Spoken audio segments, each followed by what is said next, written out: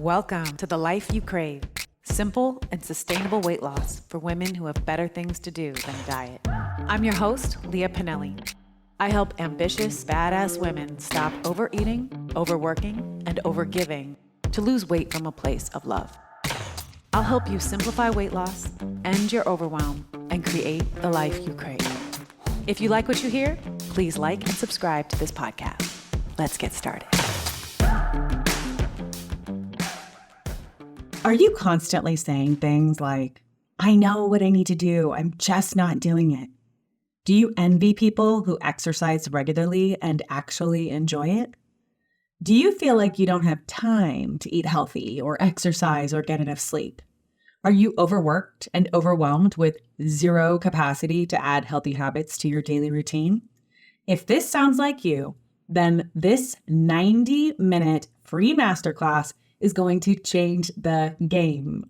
On September 28th, 5 p.m. Pacific, I am teaching the Fly Girl Method at my free online masterclass. The Fly Girl Method is an unconventional approach to eat well, exercise regularly, and de-stress daily, even when you're busy AF. Head over to leahpinelli.com/flygirl and sign up today.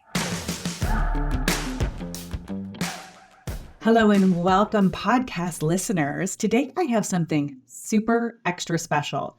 I am sharing with you a behind the scenes training that I did for my clients.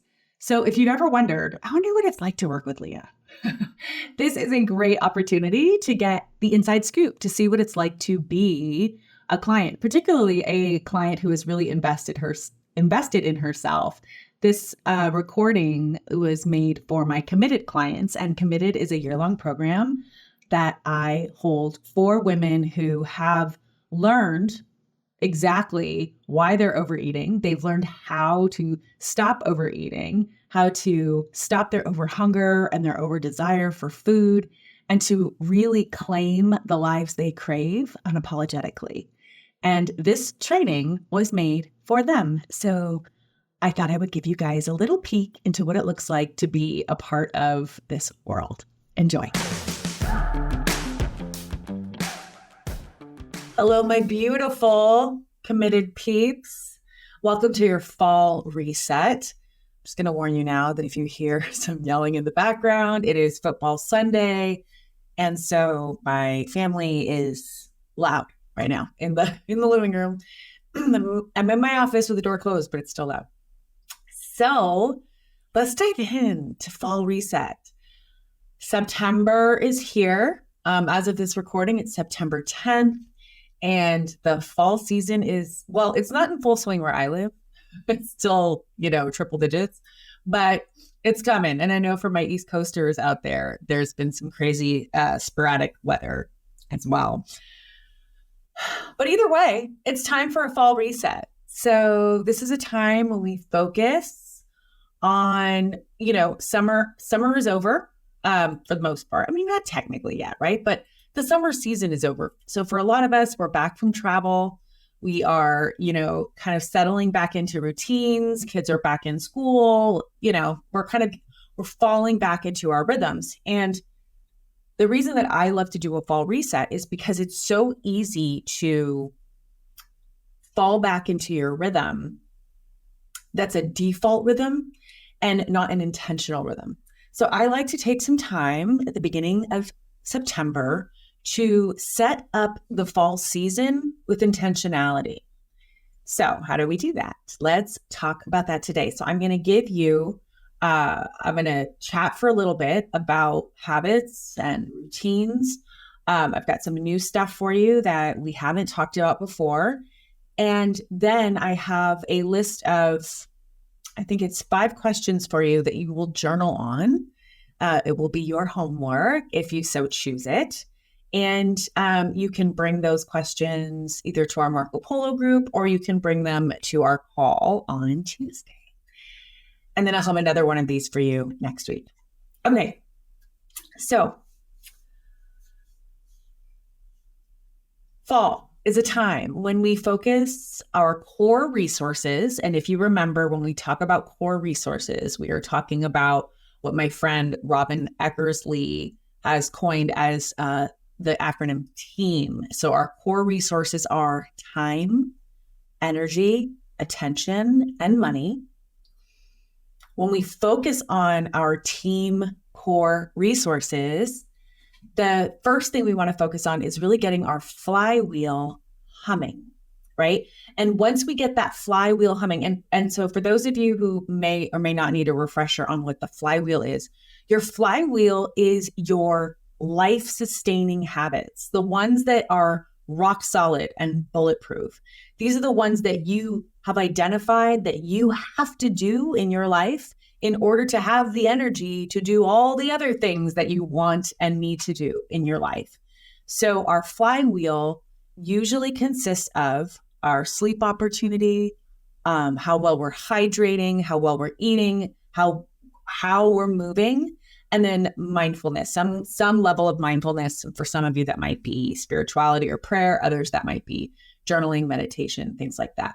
So that's what your flywheel is composed of, is those 5 elements. And we're going to come back to those. But what I want to emphasize here is that fall is a great time to focus your time, energy, attention, and financial resources, if necessary, on getting your flywheel back up and running. Because over the summer, we have tons of travel. We're out of our routine. We're out of our element. We're having all kinds of things kind of going on. And fall is when we start to settle back in. And sometimes we find that maybe our flywheel has gotten a little lopsided, right? It has maybe stopped altogether. And the reason that I use this term flywheel, the reason that I made up this term flywheel, is because a flywheel is a wheel that flies on its own momentum. Once you get it going, it's an inertia wheel. It flies on its own momentum. So you need very little energy to get it going, to keep it going. Excuse me. You need very little energy to keep it going once you get it going. Well, a lot of times at the end of summer, beginning of fall, our flywheel is like nowhere to be found, right? And so this is just a matter of, okay, I'm going to spend a little bit of my team core resources, time, energy, attention, and money. The money part probably isn't necessary here, but it might be, to get my flywheel up and running again. That's what we're going to focus on this week. I have a special masterclass coming up, you guys, on September 28th at 5 p.m. Pacific. And it's a great time for even you all who have been working with me for a number of years. You might want to attend that free masterclass. It's called the Flygirl Method. If you want just a refresher on getting that flywheel going again. And then next week, so this week we're really focusing on the flywheel and getting it up and running. And next week, we're going to start to add on to that some of the, what I call life enhancing habits and routines, the wellness routines, the routines that really make our life worth living, right? It's the routines that bring the pleasure. They're not just life sustaining, but it's the pleasure. You know, it's like, I'm Italian American, so of course I'm thinking like, well, yeah, you know, pasta can keep you alive, but when you add a really good sauce to it, it's like, that's the life enhancing habits and routines that we'll get to next week. So there are tons of books, and actually I have sent you guys some of these books, and I talk about these books all the time, but there are tons of books out there that teach us how to build habits that stick. And all of these books pretty much agree with each other, right? For the most part, that there are these kind of 3 basic steps. One is identify the habit that you want to build. So let's say it's you want to build in consistent exercise. And then the second step is to start smaller than you think you should. So this is what Dr. Fogg and James Clear both talk about in respectively Tiny Habits and Atomic Habits, as well as my original mentor, Dr. Martha Beck, talks about this as well.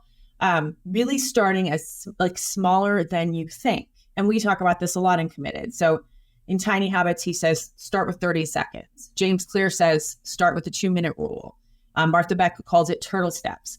And the idea is that you're making this habit easier, so freaking easy that you almost can't not do it. Like there's no real resistance. You're kind of you are circumventing the resistance that your brain might throw out. If you're like, I need to go for a jog for 30 minutes around the neighborhood, your brain's gonna be like, yeah, right. We've got so many other things that we'd rather be doing. Because remember the motivational triad, seek pleasure, avoid pain, do the least amount of effort possible. If that's the case, going for a 30-minute run is not going to happen. At least it's not going to happen consistently because it's too much effort, it's too painful, and there's not enough pleasure.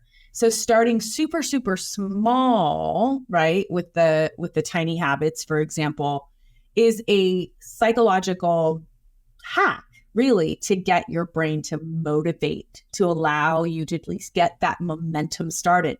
Hence the flywheel idea, right? That flywheel of we're just going to give that flywheel a little push and then another push and another push. And eventually the flywheel will get going on its own. So again, I'm totally skipping here, you guys, the actual teaching of the flywheel, because I believe that you all are familiar. But if you need that refresher, that Flywheel 101, come to the workshop on September 28th. You'll be getting information about that, or you can go to leahpinelli.com/flywheel. Flygirl. So the books teach us to identify the habit, to start smaller than you think. They all agree on that. And then there's a whole bunch of other little hacks in there, right? Like, if you're going to exercise, you want to get your clothes out ahead of time, put your sneakers right next to the bed, or, even sometimes I've heard people say, go to bed in your workout clothes. For me, when I was trying to develop a regular yoga practice at a home practice, and I think you guys have heard this story before, but I started rolling out my mat right next to my bed, literally. So all I had to do was roll out of bed and I would be on the mat. I wouldn't literally roll because that would have been kind of a drop, uncomfortable fall from the bed. But I was able to just nudge my way. And in fact, my husband would even sometimes, because my alarm would keep going off, so he would just kind of kick me gently out of the bed and onto the mat. But so that's another method, right? Or James Clear also says to never miss 2 days in a row when you're trying to build a new habit. So if you have to miss one day because of travel or something comes up, don't miss the next day. Really extra prioritize the next day.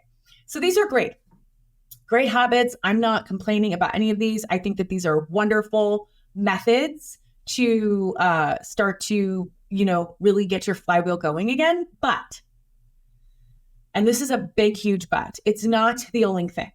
So this advice in these books, it works and it's sound, but there is a huge factor missing, a major key to actually prioritizing it. Because as we talked about in our group many times, some of you have these little micro habits that are 2 minutes a day that sometimes you don't do. And I'm right there with you. I have little habits that sometimes I fall out of pattern with.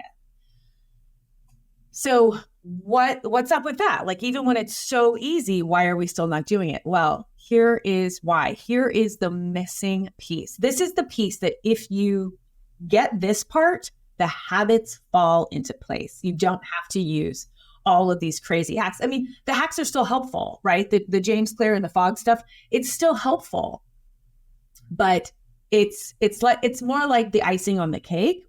And what I'm about to share with you is the actual cake. You're not going to be surprised.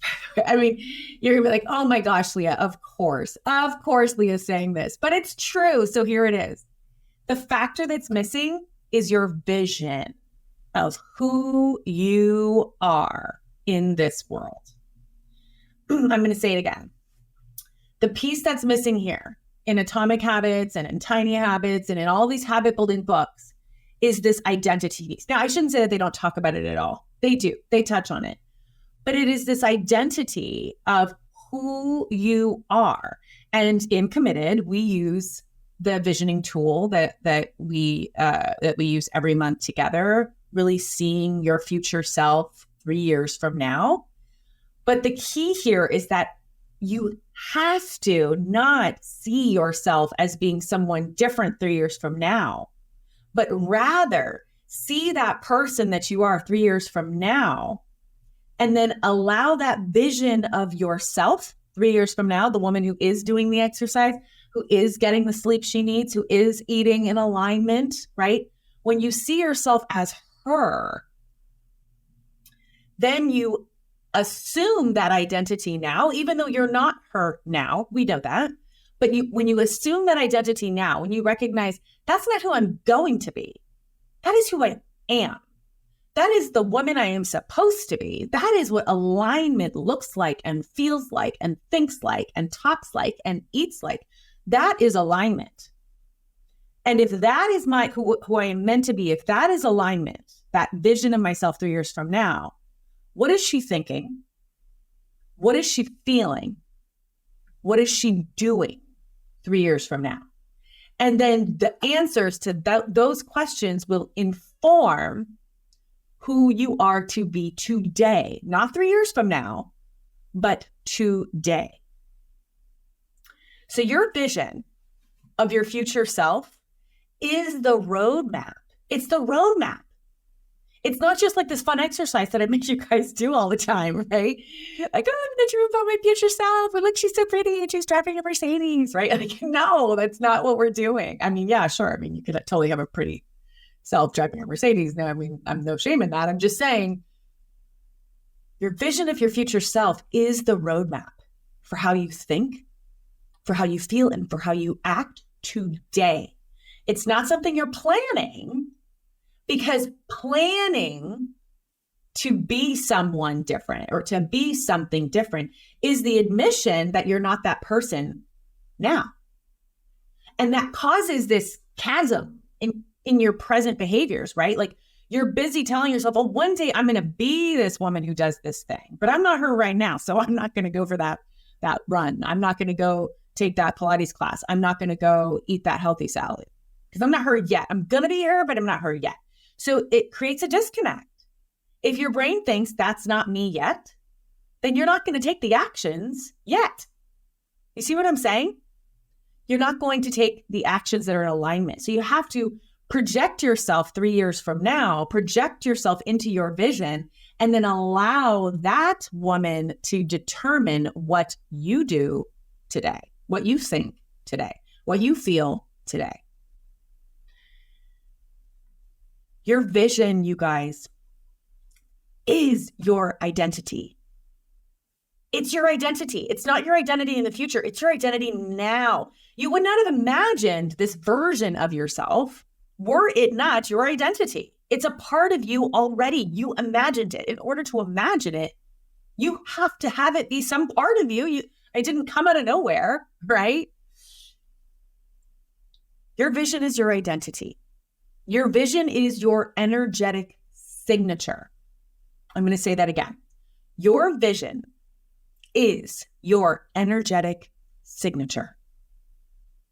Your image of yourself is what the universe, the quantum field, it's what energy organizes around. Your image is what the universe organizes around. People draw their energy from their visions and their dreams. That is where you're getting your energy from, right?